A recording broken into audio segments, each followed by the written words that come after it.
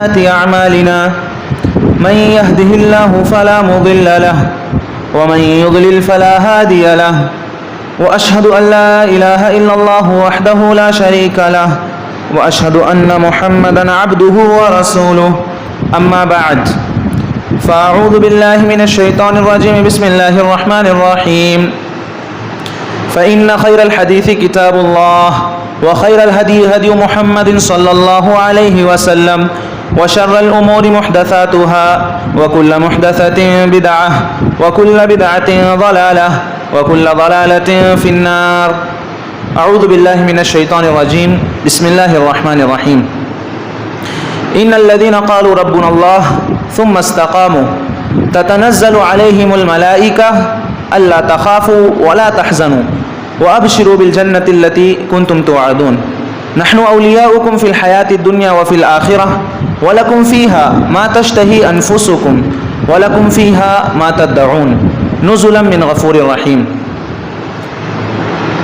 وقال تعالى الذين قال لهم الناس إن الناس قد جمعوا لكم فاخشوهم فزادهم إيمانا وقالوا حسبنا الله ونعم الوكيل. وقال النبي صلى الله عليه وسلم من قال رضيت بالله ربا وبالإسلام دينا وبمحمد رسولا وجبت له الجنة.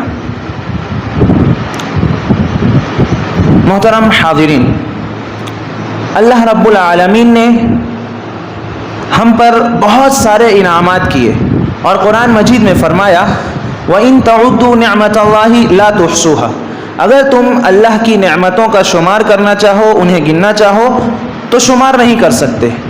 بے شمار ان گنت نعمتیں اللہ رب العالمین نے ہمیں عطا کر رکھی ہیں، اور پھر ہم پر فریضہ یہ ہے کہ ہم اس کا شکر ادا کریں، اس نیکی اس نعمت پر خوش ہو جائیں اور خوش ہو کر شکر ادا کریں.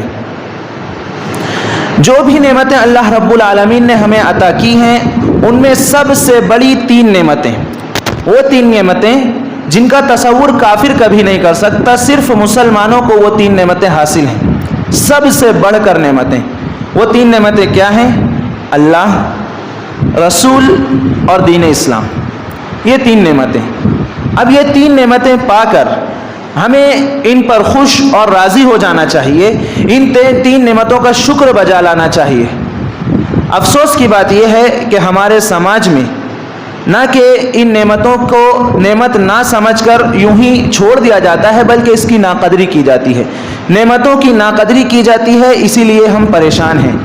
لئن شکرتم لازیدنکم ولئن کفرتم ان عذابی لشدید، اگر تم شکر ادا کرو گے تو مزید عطا کروں گا، اللہ رب العالمین کا فرمان.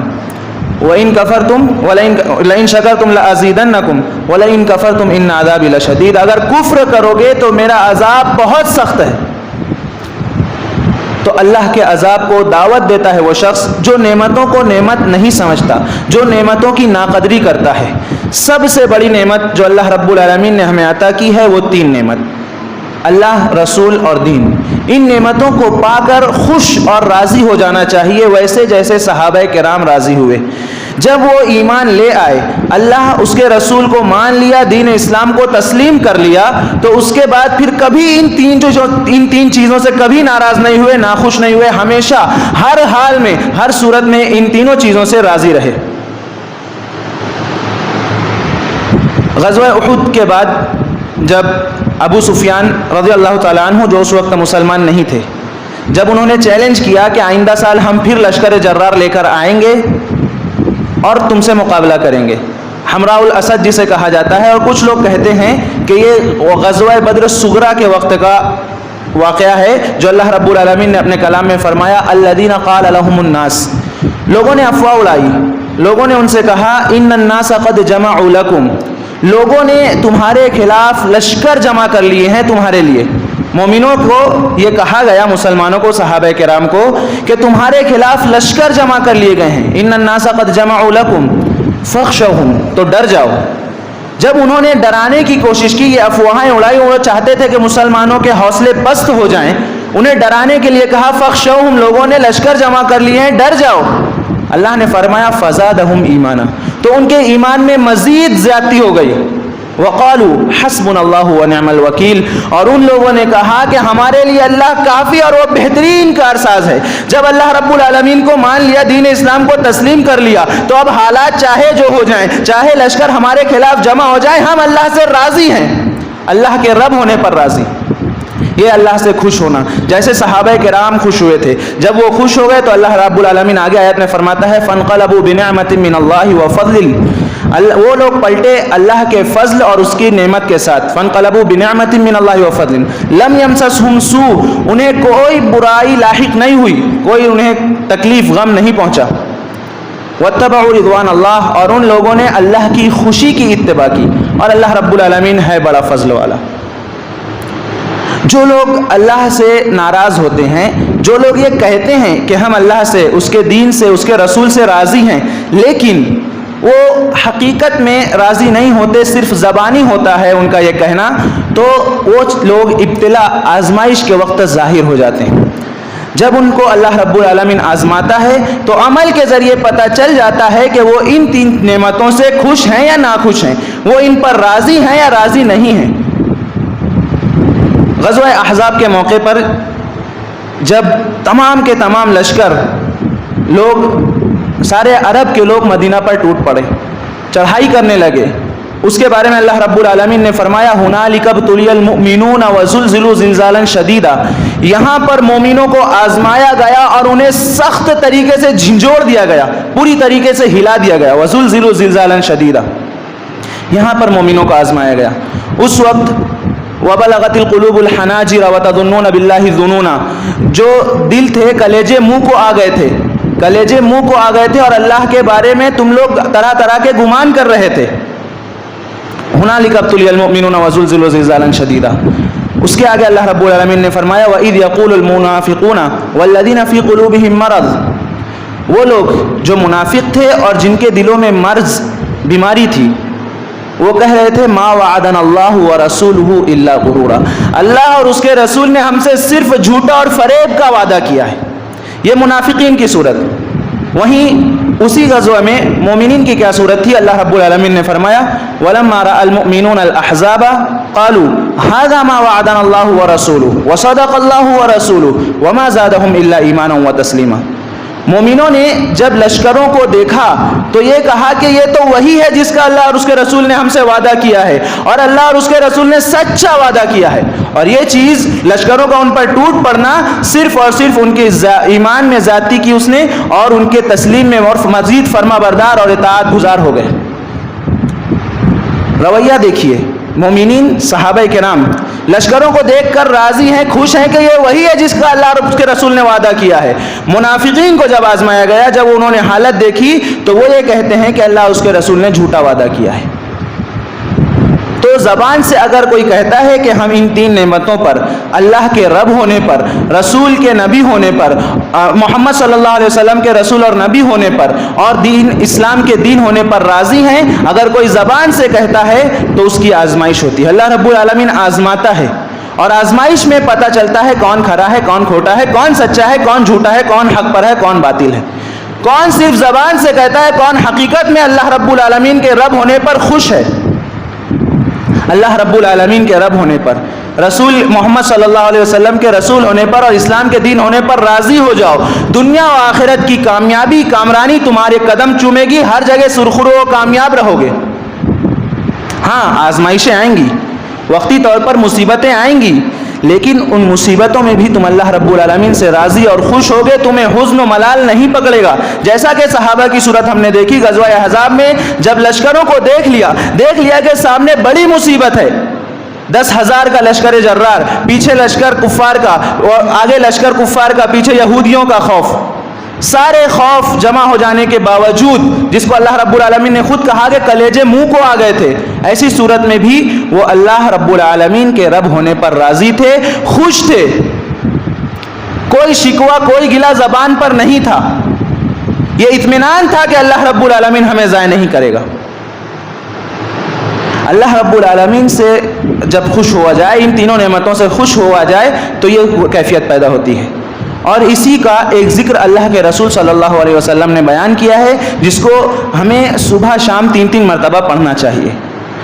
رضیت باللہ ربا وبالاسلام دینا وبمحمد رسولا، میں اللہ کے رب ہونے سے، اسلام کے دین ہونے سے اور محمد صلی اللہ علیہ وسلم کے رسول ہونے سے راضی ہو گیا، خوش ہو گیا۔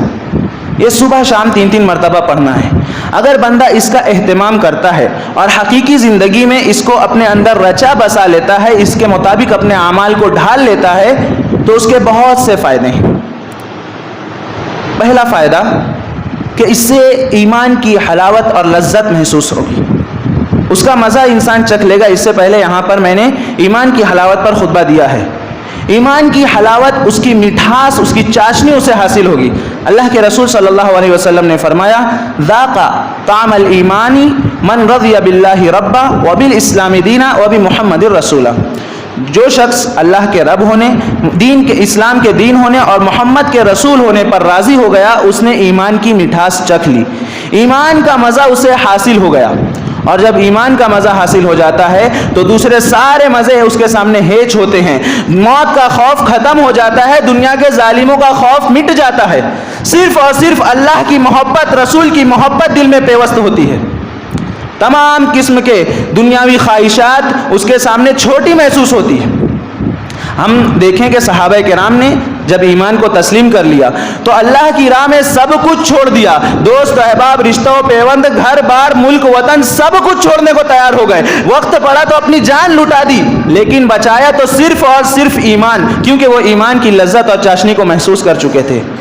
میں نے اس سے پہلے یہاں پر موسیٰ علیہ السلام کے ساتھ جو جادوگروں کا واقعہ ہے وہ بھی سنایا۔ جب جادوگروں نے موسیٰ علیہ السلام کے ہاتھوں معجزہ دیکھ لیا تو سجدے میں گر پڑے اور کہا، آمنا برب العالمین رب موسیٰ و ہارون، موسیٰ اور ہارون کے رب پر ہم ایمان لے آئے۔ موسیٰ علیہ السلام پر ایمان نہیں لائے۔ اولیاء کی کرامت، نبی کا معجزہ دیکھ کر کسی بھی مومن کا یہ عقیدہ ہونا چاہیے کہ یہ اس کی اپنی ذاتی طاقت نہیں ہوتی، اللہ کی مدد ہوتی ہے، یہ اللہ کی طرف سے ظاہر ہوتا ہے ان کے ہاتھوں پر۔ اللہ پر ایمان لانا چاہیے۔ وہ اللہ پر ایمان لے آئے۔ جو تھوڑی دیر پہلے فرعون سے اجر کا مطالبہ کر رہے تھے، وہ اب ایمان لانے کے بعد جب فرعون نے ان سے کہا کہ میں تمہیں سولی پر چڑھا دوں گا اور مخالف سمتوں سے ہاتھ پیر کاٹ دوں گا، انہوں نے کہا لا غیر، کوئی پرواہ نہیں، انا الی ربنا منقلبون، ہم اپنے رب کی جانب ہی پلٹنے والے ہیں۔ دوسری جگہ پر اللہ رب العالمین نے فرمایا کہ انہوں نے کہا لن نؤثرک علی ما جاءنا من البینات والذی فطرنا فاقض ما انت قاض، کہ ہم ہرگز تجھے ترجیح نہیں دیں گے اس چیز پر جو نشانیاں ہمیں مل چکی ہیں، واضح نشانیاں، اور جس نے ہمیں پیدا کیا، ان پر ہم ہرگز تجھے ترجیح نہیں دیں گے۔ فقض ما انت قاض، جو کرنا ہے کر لے، جو کر سکتا ہے کر لے۔ ایمان کی لذت جب محسوس ہو گئی تو دنیا کا کوئی خوف، وقت کا فرعون آپ کے قدم نہیں ڈگمگا سکتا۔ اب ہم سب اپنا اپنا جائزہ لیں، کیا حقیقی طور پر ہم نے ایمان کی وہ لذت چکھی ہے؟ چھوٹے چھوٹے واقعات، چھوٹے چھوٹے خوف ہمیں ڈگمگا دیتے ہیں، ہمارا ایمان ڈگمگاتا ہے، ہم راستے سے بھٹک جاتے ہیں۔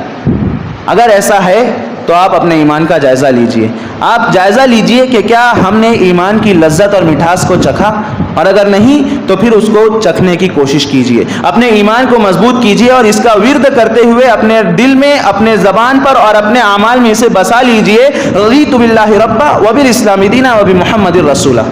یہ پہلا فائدہ۔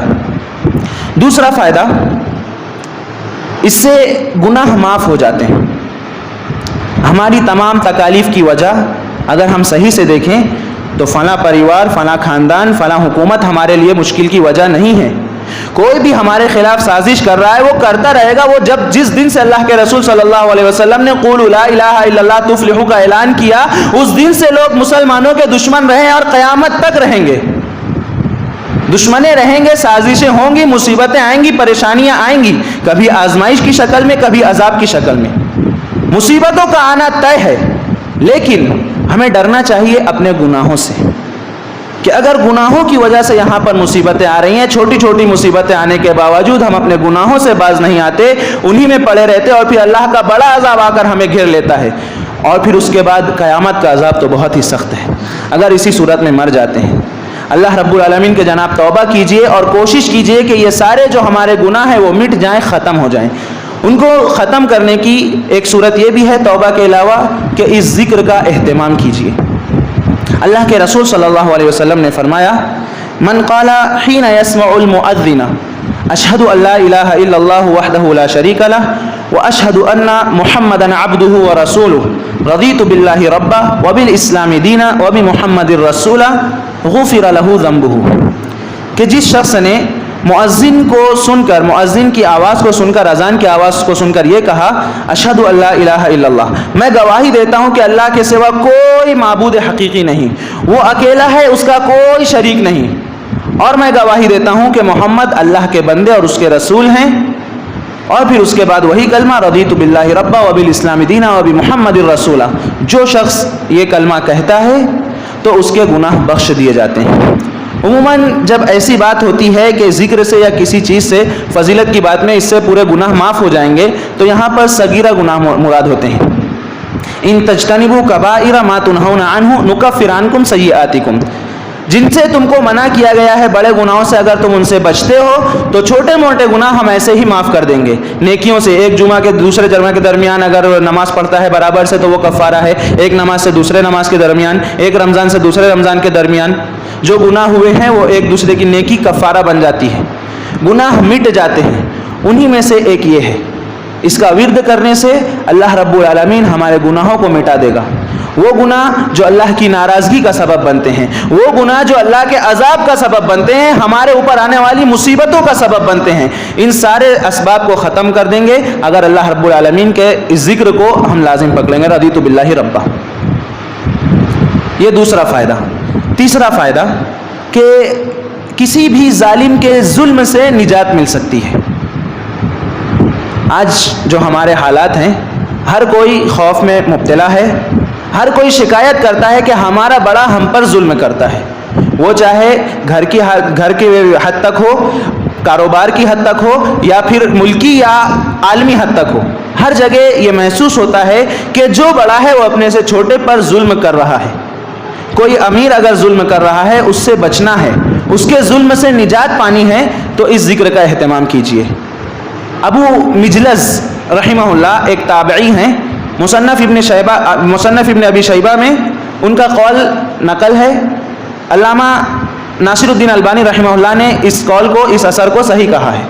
وہ کیا ہے؟ فرماتے ہیں من خاف من امیر ظلما، جو بھی کسی امیر سے، کسی حاکم کے ظلم سے ڈرتا ہے، خوف کھاتا ہے، پھر یہ کہتا ہے رضیت باللہ ربا وبالاسلام دینا وبمحمد نبیا وبالقرآن حکما واماما انجاہ اللہ منہ، اللہ کے رب ہونے سے، رسول کے نبی ہونے سے، محمد صلی اللہ علیہ وسلم کے نبی ہونے سے، اسلام کے دین ہونے سے، اور قرآن کے حکم، حاکم اور امام ہونے سے میں راضی ہوں۔ جو شخص یہ کہتا ہے، اللہ رب العالمین اس کو ظالم کے ظلم سے نجات عطا فرماتا ہے۔ آج ہمارے سارے حالات ہمارے سامنے ہیں، ان سارے حالات سے، لوگوں کے ظلم و ستم سے اگر نکلنا ہے تو اس ذکر کو، اس ورد کو لازم پکڑیں۔ چوتھا اور پانچواں فائدہ اس کا یہ ہوگا کہ فرشتے آپ کی مدد کریں گے اور آپ کو بشارتیں دیں گے۔ اللہ رب العالمین نے فرمایا ان الذین قالوا ربنا اللہ ثم استقاموا، وہ لوگ جنہوں نے کہا ہمارا رب اللہ ہے، ربنا اللہ، ہمارا رب صرف اللہ ہے، ثم استقاموا، پھر اس پر جم گئے۔ شیخ سعدی رحمہ اللہ اس کی تفسیر میں کہتے ہیں اعترفوا ونطقوا وفرحوا بربوبیت اللہ تعالی، کہ جو لوگ، جن لوگوں نے اللہ کے رب ہونے کا اعتراف کیا، زبان سے کہا اور پھر اس پر راضی ہو گئے، خوش ہو گئے، خوشی کا اظہار کیا، فرحوا، خوش ہو گئے اللہ رب العالمین کی ربوبیت سے۔ وہی جو میں بیان کر رہا ہوں کہ رضیت باللہ ربا، اللہ کے رب ہونے سے راضی، جو رب ہونے سے راضی ہو گئے پھر اس پر جم گئے۔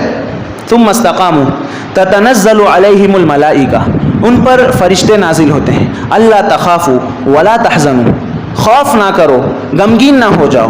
خوف عموماً مستقبل کی چیزوں سے ہوتا ہے، جو چیزیں آنے والی ہیں، ہمیں لاحق ہونے والی ہیں، ان سے خوف ہوتا ہے کہ ہمیں کوئی چیز، کوئی پریشانی پکڑ نہ لے۔ ولا تحزنوا، اور غم عموماً ان چیزوں پر ہوتا ہے جو ماضی کی ہوتی ہیں، جو ہم سے لاحق ہو چکی ہیں، جو برائیاں ہم سے سرزد ہو چکی ہیں، ان پر غم ہوتا ہے۔ تو اس میں دو چیزیں ہیں کہ فرشتے نازل ہوتے ہیں اور کہتے ہیں اللہ تحزنوا اللہ تخافوا ولا تحزنوا، نہ مستقبل کا ڈر رکھو نہ ماضی کی پریشانی۔ بعض مفسرین کہتے ہیں یہ موت کے وقت کا ہے، اور عذاب قبر میں بھی یہ تسلی دیتے ہیں، اور قیامت کے دن جب دوبارہ اٹھایا جائے گا تب بھی۔ اور بعض مفسرین کہتے ہیں کہ یہ دنیاوی زندگی میں بھی ہوتا ہے، روحانی طور سے فرشتے ہمیں بشارت دیتے ہیں، دل میں تسلی دیتے ہیں اور ہماری مدد فرماتے ہیں۔ غزوہ بدر میں بھی فرشتوں نے صحابہ کرام رضی اللہ عنہم کی مدد کی تھی، حصہ لیا تھا غزوہ بدر میں۔ تو فرشتے مدد کرتے ہیں، روحانی طور سے ہمیں مضبوط کرتے ہیں، ہمیں تسلی دیتے ہیں دنیا میں بھی، یہ ایک فائدہ، اور آخرت میں بھی فرشتے ہمیں بشارتیں دیں گے، تسلی دیں گے، یہ دوسرا فائدہ۔ وَأَبْشِرُوا بِالْجَنَّةِ الَّتِي كُنْتُمْ تُوعَدُونَ، اور خوشخبری قبول کرو، خوشخبری سن لو اس جنت کی جس کا تم سے وعدہ کیا جاتا تھا۔ نحن اولیاؤکم فی الحیات الدنیا وفی الآخرہ، ہم تمہارے ولی ہیں، تمہارے ساتھی ہیں، دنیاوی زندگی میں بھی اور اخروی زندگی میں بھی۔ اور اخروی زندگی میں جنت میں تمہارے لیے وہ ساری چیزیں ہیں جو تم چاہتے ہو اور جس کا مطالبہ کرتے ہو۔ نزلا من غفور الرحیم، یہ غفور رحیم کی طرف سے مہمان نوازی ہے۔ اللہ رب العالمین نے یہاں پر اتنی ساری نعمتوں کا تذکرہ کیا کہ جن لوگوں نے اللہ کو رب مانا، کہا کہ ہمارا رب اللہ ہے، پھر اس پر جم گئے، اس پر خوش ہو گئے، راضی ہو گئے، پھر یہ ساری نعمتیں اس کے لیے ہیں۔ آخر میں اللہ رب العالمین نے فرمایا کہ یہ غفور الرحیم کی طرف سے، بہت زیادہ بخشنے والے، رحم کرنے والے کی طرف سے مہمان نوازی ہے۔ اللہ رب العالمین نے نعمتوں کے بعد مغفرت کا تذکرہ کیوں کیا؟ اس سے ایک بات یہ سمجھ میں آتی ہے کہ چونکہ انسان غلطی کرنے والا ہے، غلطی کا پتلا ہے، وہ رب کو رب ماننے کے بعد، اس پر جم جانے کے باوجود اس سے بہت سے گناہ سرزد ہو جاتے ہیں۔ اگر اس کو جنت میں لے جانے والی کوئی چیز ہے تو اللہ رب العالمین کی مغفرت اور اس کا رحم۔ تو ہمیشہ اللہ رب العالمین سے اس کی مغفرت، اس کا رحم کا طلب کرتے رہنا چاہیے، اور رضیت باللہ ربا کا ورد کرتے رہنا چاہیے، جس کے بارے میں یہ فضیلت ہے کہ جو اللہ کے رب ہونے سے راضی ہو گیا، فرشتے اس پر نازل ہوتے ہیں، دنیا میں بھی مدد کریں گے، آخرت میں بھی بشارتیں دیں گے۔ یہ چوتھا اور پانچواں فائدہ۔ چھٹا فائدہ، عذاب قبر سے محفوظ، فتنہ قبر میں اس سے مدد ملے گی۔ قبر میں جو سوال ہونے والے ہیں، وہ حدیثیں، وہ سوالات ہم سب جانتے ہیں، ان سوالات پر غور کیجئے۔ سوال کیا ہوں گے؟ من ربک، تیرا رب کون ہے؟ ما دینک، تیرا دین کیا ہے؟ اور تیسرا سوال اللہ کے رسول صلی اللہ علیہ وسلم کے بارے میں ہوگا کہ اس شخص کے بارے میں تم کیا کہتے ہو؟ تو جو شخص دنیا میں ان سے خوش ہوگا وہ تو صحیح جواب دے جائے گا کہ میرا رب اللہ ہے، میرا دین اسلام ہے، اور محمد صلی اللہ علیہ وسلم یہ اللہ کے بندے اور اس کے رسول ہیں۔ اگر وہ ایسا کر لے جاتا ہے، جو شخص یہاں پر راضی ہو جاتا ہے، تو اللہ کی مدد ملے گی، صحیح وہاں پر جواب دے گا، اور جواب دے لینے کے بعد اس کی قبر کو جنت کی کیاریوں میں سے ایک کیاری بنا دی جائے گی، ایک کھڑکی اس کے لیے کھول دی جائے گی، اور کہا جائے گا کہ سو جا دلہن کے سونے کی طرح، نم کنومت العروس، یہ اس کے لیے نعمتیں ہوں گی۔ اور اگر وہ دنیا میں ان تینوں نعمتوں سے خوش نہیں ہے، راضی نہیں ہے، اگر وہ یوں ہی لوگوں کے پیچھے، فلاں امام کے پیچھے، فلاں پیر کے، فلاں ولی کے پیچھے جاتا رہا، اور اس نے اللہ رب العالمین کے رب ہونے سے، دین اسلام کے دین ہونے سے، اور رسول اللہ صلی اللہ علیہ وسلم کے نبی ہونے سے اپنی رضامندی کا اظہار نہیں کیا، تو پھر وہاں پر وہ جواب نہیں دے سکے گا۔ وہ کہے گا ہاں لا ادری، افسوس افسوس میں نہیں جانتا، وہ وہاں پر جواب نہیں دیا جائے گا، اور پھر قبر کے عذاب سے مستحق ہو جائے گا۔ یہ قبر کا عذاب جس سے عثمان غنی رضی اللہ تعالیٰ عنہ بہت خوف کھاتے تھے، قبر پہ جا کر مسلسل رویا کرتے تھے، اتنا روتے تھے کہ ان کی داڑھی تر ہو جاتی تھی، اس سے پانی ٹپکتا تھا، وہ روتے رہتے تھے۔ ان سے پوچھا گیا کہ یہاں پر آ کر اتنا کیوں روتے ہو؟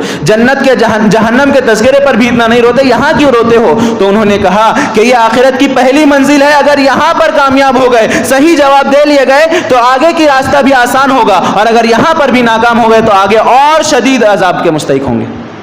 یہ پہلی منزل ہے، اس منزل میں اگر کامیاب ہونا ہے، نجات پانا ہے، صحیح جواب دینا ہے، تو ان تینوں چیزوں سے، ان تینوں نعمتوں سے خوش ہو جاؤ۔ یہ چھٹا فائدہ۔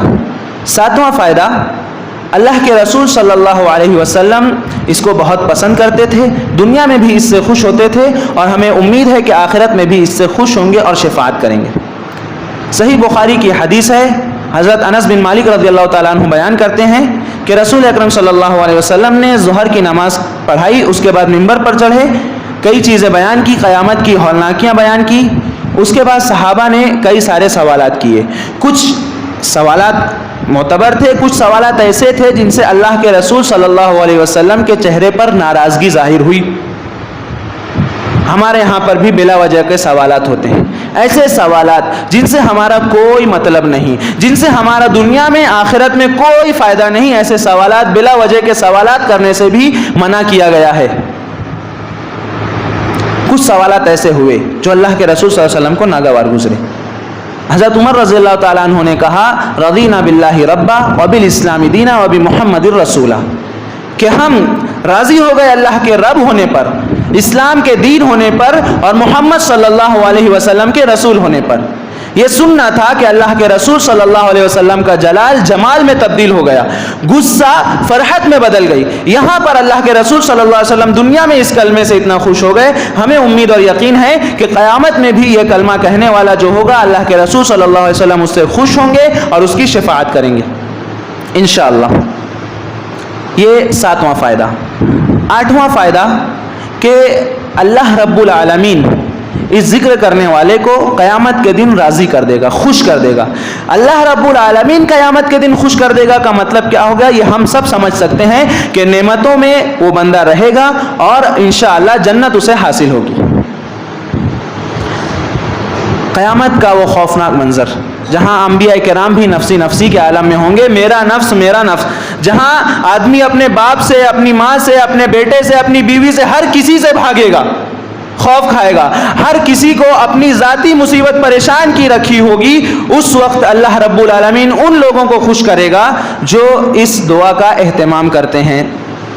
اللہ کے رسول صلی اللہ علیہ وسلم نے فرمایا ما من مسلم یقول حین ینسی وحین یصبح 3 مرات، کوئی جو بھی مسلمان صبح کے وقت اور شام کے وقت 3 مرتبہ یہ کہتا ہے رضیت باللہ ربا وبالاسلام دینا وبمحمد الرسولہ، جو شخص یہ کہتا ہے الا کان حقا علی اللہ ان یرضیہ یوم القیامہ، تو اللہ رب العالمین پر یہ حق ہے، اللہ رب العالمین پر یہ حق ہے، یہ واجب ہے. کوئی بھی اللہ رب العالمین پر کوئی واجب نہیں کر سکتا، کوئی حق نہیں ڈال سکتا. اللہ رب العالمین نے خود ہی اپنے اوپر یہ حق ڈال رکھا ہے، جس کے بارے میں رسول اکرم صلی اللہ علیہ وسلم نے فرمایا کہ یہ اللہ پر حق ہے کہ جو شخص ایسا صبح شام 3 مرتبہ یہ کہتا ہے تو اللہ پر یہ حق ہے کہ قیامت کے دن اسے راضی کر دے. اللہ رب العالمین قیامت کے دن راضی کر دے گا. اس سے بڑی نعمت، اس ذکر کی فضیلت بتانے کے لیے میرا خیال ہے یہ ایک نعمت بتانا کافی ہے، یہ ایک فضیلت بتانا کافی ہے کہ قیامت کے دن اللہ رب العالمین خوش کر دے گا. انسان جو بھی دنیا میں کرتا ہے آخر کار اسے مرنا ہے، موت کا سامنا کرنا ہے، اس کی حقیقی زندگی آخرت ہے. اور ایک مسلمان کے آگے ہمیشہ یہی ہوتا ہے کہ وہ آخرت میں کامیاب ہو جائے، اللہ رب العالمین کے عذاب سے بچ کر اللہ رب العالمین کی جنت میں داخل ہو جائے، اس کے فضل و کرم کو پالے. یہی ہر مسلمان کا مقصد ہوتا ہے اور اس سے بڑھ کر کچھ ہو ہی نہیں سکتا. ہمارے لیے افسوس کی بات یہ ہے کہ ہم ایسی چیزیں سنتے ہیں لیکن اس کی قدر نہیں کرتے، اس کی فضیلت کو سن کر صحیح طریقے سے سمجھ کر اپنی زندگی میں رچاتے بساتے نہیں ہیں. اگر ہمیں پتہ چل جائے کہ دنیا میں کوئی کام کرنے سے فلاں فائدہ ہوگا، اگر ہمیں کوئی بتا دے کہ ہمیں بہت سارا پیسہ، اچھی نوکری، دنیاوی بہت ساری چیزیں ملنے والی ہے، اس کے لیے تم 2 مہینے تک مسلسل راتوں کو جاگو، تو ہم سب مسلسل جاگنے کو تیار ہو جائیں گے. لیکن جب اللہ کے رسول صلی اللہ علیہ وسلم فرمایا ہے کہ اگر کوئی شخص صبح شام ان کو 3 مرتبہ پڑھتا ہے اس ذکر کو، تو قیامت کے دن اللہ رب العالمین اس کو خوش کر دے گا، اپنے انعامات سے نوازے گا، اللہ خوش کر دے گا. اس کی اہمیت کو ہم نظر انداز کر دیتے ہیں. صحیح چیز کیا ہے، اہم ہمارے لیے کیا چیز ہے، اس کو سمجھیے. دنیا تو ویسے بھی فانی ہے، وہاں پر جتنا بھی کما لو، یہاں پر جتنا حاصل کر لو، سب ختم ہونے والا ہے. حقیقی زندگی آخرت کی زندگی ہے، وہاں خوش ہونا ہے، وہاں چاہتے ہو کہ اللہ رب العالمین خوش کر دے، راضی کر دے، تو اس ذکر کا اہتمام کرو. یہ 8واں فائدہ. 9واں فائدہ اس کا یہ ہوگا کہ جنت اس سے واجب ہو جائے گی. اللہ کے رسول صلی اللہ علیہ وسلم نے فرمایا من قال رضیت باللہ ربا وبالاسلام دینا وبمحمد الرسولہ وجبت لہ الجنہ، جو یہ کلمہ کہتا ہے اس کے لیے جنت واجب ہو جاتی ہے. یہ ایک 9واں فائدہ. اور 10واں فائدہ اس سے ہی جوڑ کر میں کہوں کہ 10واں فائدہ یہ ہوگا کہ اللہ کے رسول صلی اللہ علیہ وسلم کا ساتھ نصیب ہوگا، ان کے ساتھ ان کا ہاتھ پکڑ کر جنت میں دخول کا موقع نصیب ہوگا. اللہ کے رسول صلی اللہ علیہ وسلم نے فرمایا من قال اذا اصبح رضیت باللہ ربا وبالاسلام دینا وبمحمد نبیا فانا الزعیم لآخذن بیدہ حتی ادخلہ الجنہ، کہ جو شخص صبح کے وقت یہ کہتا ہے، یہی کلمہ رضیت باللہ ربا وبالاسلام دینا وبمحمد نبیا، صبح کے وقت جو یہ کہتا ہے تو میں اس کا ضامن ہوں، میں ضمانت لینے والا ہوں، لآخذن بیدہ، میں اس کا ہاتھ پکڑا رہوں گا، حتی ادخلہ الجنہ، یہاں تک کہ میں اسے جنت میں داخل کرا دوں۔ وہاں فرمایا کہ جو شخص یہ کہتا ہے جو شخص یہ کہتا ہے اس کے لیے جنت ہے۔ یہاں فرمایا جو شخص صبح کے وقت یہ کہے گا اس کا ہاتھ پکڑ کر میں اسے جنت میں داخل کروں گا، اس کی شفاعت کروں گا، جنت میں داخل ہو جانے تک ساتھ رہوں گا، ہاتھ پکڑا رہوں گا۔ یہ روایتیں صحیح، اس سے بڑھ کر اب کیا فضیلت چاہیے؟ اللہ رب العالمین کے رب ہونے پر راضی ہو جائے، اسلام کے دین ہونے پر راضی ہو جائے، محمد صلی اللہ علیہ وسلم کے نبی ہونے پر راضی ہو جائے اور اس ورد کا اہتمام کرے تو یہ جنت بھی حاصل ہوگی اور جنت میں رسول اکرم صلی اللہ علیہ وسلم کا ساتھ بھی حاصل ہوگا۔ لیکن کیا یہ یوں ہی صرف زبان سے کہہ دینے سے حاصل ہو جائے گا؟ میں نے اس ذکر کے 10 فائدے ذکر کیے اور وہ بہت ہی بڑے بڑے فائدے ہیں اگر ہم سمجھیں۔ یہ سارے فوائد اگر حاصل کرنا ہے تو کیا اس ذکر کو صرف زبان سے کہہ دینا کافی ہے؟ رضیت باللہ ربا، میں اللہ کے رب ہونے سے راضی ہو گیا۔ تو اللہ کے رب ہونے سے راضی ہونے کا کیا مطلب؟ اس کے 3 مطالب بیان کیے جا سکتے ہیں کہ اللہ کے رب ہونے سے راضی مطلب کہ اللہ رب العالمین کو تنہا صرف اور صرف اللہ کو رب مانے، خالق، مالک، مدبر، متصرف صرف اور صرف اللہ کو مانے۔ جب اللہ کو صرف مالک، خالق اور مدبر و متصرف مان رہا ہے تو پھر کسی اور کے در پر نہ جائے، کسی اور کو حاجت روا، مشکل کشا، داتا، غوث اعظم یہ سب نہ سمجھے۔ دینے والی ذات صرف اور صرف اللہ کی ہے، اولاد اللہ ہی دے گا، رزق اللہ ہی دے گا، برکتیں اللہ کی جانب سے ہی آئیں گی۔ کسی اور کے در پر سر جھکا کر کسی اور کو حاجت روا، مشکل کشا اگر کوئی سمجھ رہا ہے، یہ سمجھ رہا ہے کہ ہماری مشکل کو، پریشانی کو فلاں شخص، فلاں بابا، فلاں پیر، فلاں ولی، فلاں قبر والا دور کر سکتا ہے، تو وہ اللہ کے رب ہونے پر راضی نہیں ہے، رب کو رب نہیں مان رہا، رب کے رب ہونے پر خوش نہیں ہے۔ اللہ رب العالمین کو رب مان کر اس پر خوش ہو جانے کا مطلب یہ ہے کہ صرف اللہ ہی کو رب مانا جائے، تمام تدبیرات اسی کی مانی جائیں، تمام تصرفات میں اختیار صرف اسی کا تسلیم کیا جائے۔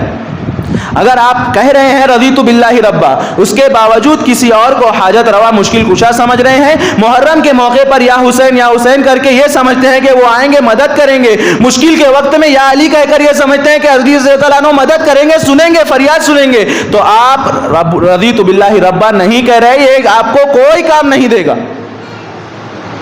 زبان سے تو کہہ رہے ہیں، دل سے نہیں کہہ رہے، یہ چیز فائدہ نہیں پہنچائے گی۔ پہلی چیز رب کو، اللہ کو رب ماننے سے خوش ہونے کا مطلب۔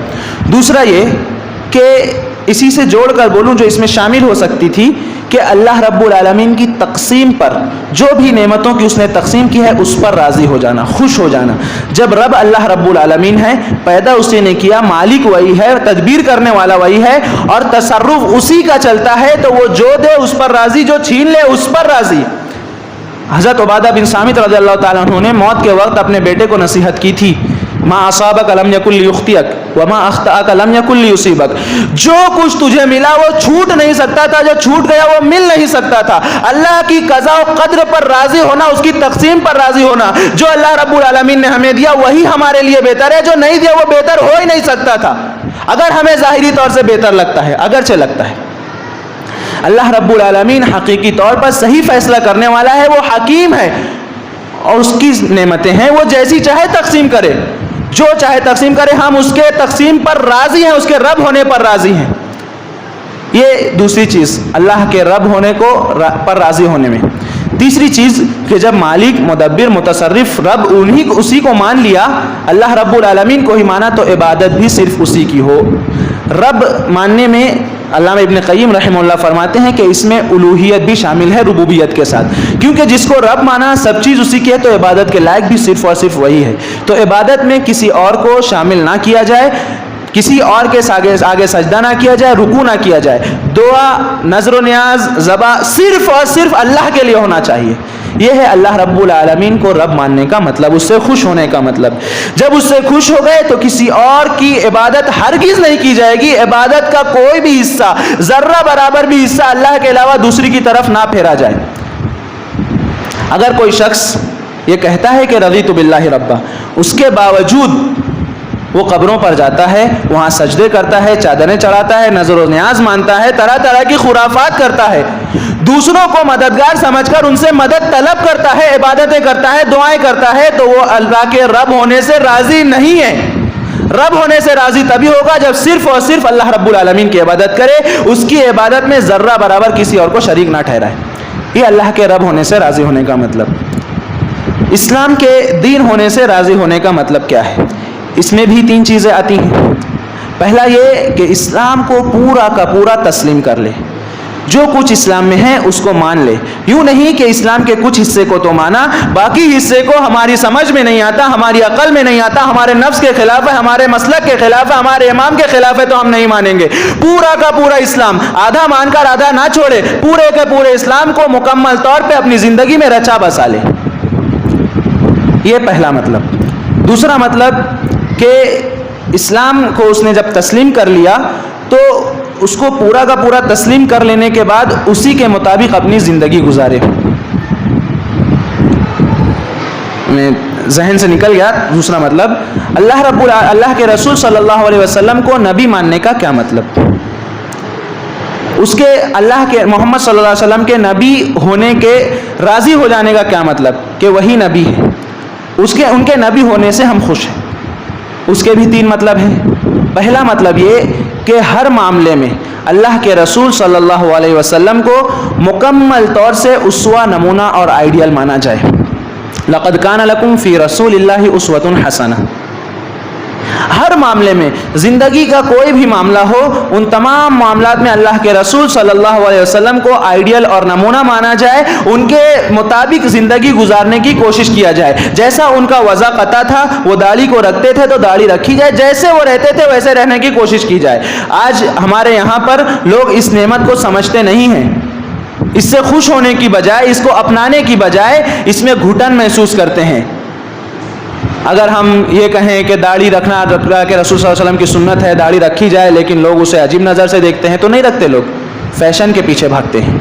اب جب فیشن آ گیا داڑھی رکھنے کا تو سارے کے سارے لوگ رکھنے لگے۔ اللہ کے رسول صلی اللہ علیہ وسلم کو مکمل اسوہ اور نمونہ مانے، تب اللہ کے رسول صلی اللہ علیہ وسلم کے محمد کے رسول ہونے سے راضی ہونا ہے، ہر اعتبار سے، ہر چیز میں۔ دوسری چیز کہ محمد کو صلی اللہ علیہ وسلم کو نبی ماننے کا سے خوش ہو جانے کا دوسرا مطلب کیا ہے؟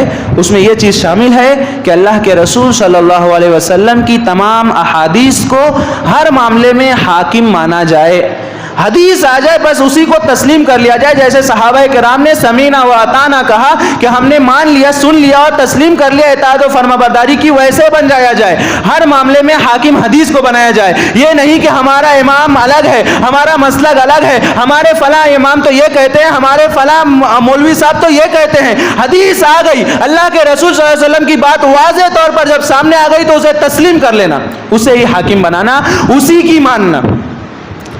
ہم اپنے سماج میں یہ چیزیں دیکھ سکتے ہیں کہ اگر کسی کو بتایا جائے کہ اللہ کے رسول صلی اللہ علیہ وسلم ایسے کیا کرتے تھے، ان کا فرمان تو یہ ہے، نہیں مانیں گے۔ ہمارے اتنے بڑے بڑے عالم ہیں، ان کو نہیں سمجھتا کیا؟ سب کو سمجھتا ہے، سب کو سمجھتا ہے کہ اللہ کے رسول صلی اللہ علیہ وسلم سے بڑھ کر دنیا میں کوئی پیدا نہیں ہوا۔ اگر کسی کی اطاعت کر کے نجات مل سکتی ہے تو وہ ایک ہی ہستی ہے، نبی کریم صلی اللہ علیہ وسلم کی۔ اگر ان کو چھوڑ کر کسی اور کی اتباع کرو گے تو گمراہ ہو جاؤ گے، برباد ہو جاؤ گے۔ صرف انہی کی اطاعت ہونی چاہیے، حاکم صرف ان کی حدیثیں ہونی چاہیے۔ تیسرا معنی اللہ کے محمد صلی اللہ علیہ وسلم کو رسول ماننے کا تیسرا معنی، اس سے راضی ہو جانے کا یہ ہے کہ ان پر درود پڑھا جائے، مسلسل درود۔ یہ جتنا زیادہ ہم ان پر درود بھیجیں گے اتنا ہی ہمارے لیے بہتر ہے۔ ہم ایک درود بھیجیں گے، اللہ رب العالمین کی طرف سے 10 رحمتیں، 10 درود ہمارے اوپر نازل ہوں گے۔ یہ ساری فضیلتیں ہم جانتے ہیں۔ تو ایک معنی اس میں یہ ہے، دین کو اسلام ماننے کے میں نے جو دو معنی بیان کیے، ایک تو پورا کا پورا ماننا ہے، دوسرا اپنی زندگی کو اس کے مطابق ڈھال دینا ہے، جو کچھ اس میں طلب کیا گیا ہے اس کے مطابق زندگی گزارنی ہے، اور تیسرا معنی اس کا یہ کہ جیسے صحابہ کرام نے اس کو مان لینے کے بعد اس کے مطابق زندگی جب گزارنے لگے تو اس کی قیمت کو انہوں نے سمجھا، اس کی قیمت کو سمجھ کر اپنا نفس، اپنی جان مال سب کچھ اس کی راہ میں لٹا دیا۔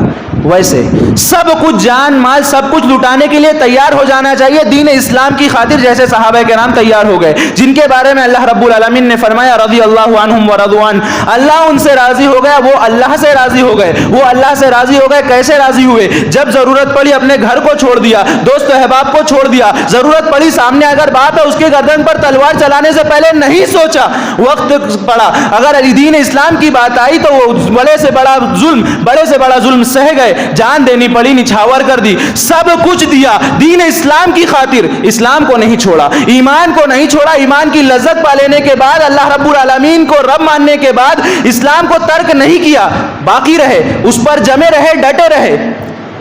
اسلام کو کی خاطر سب کچھ قربان کر دینا، یہ اس کا تیسرا مطلب ہے دین کے اسلام ہونے پر راضی ہونے کا مطلب۔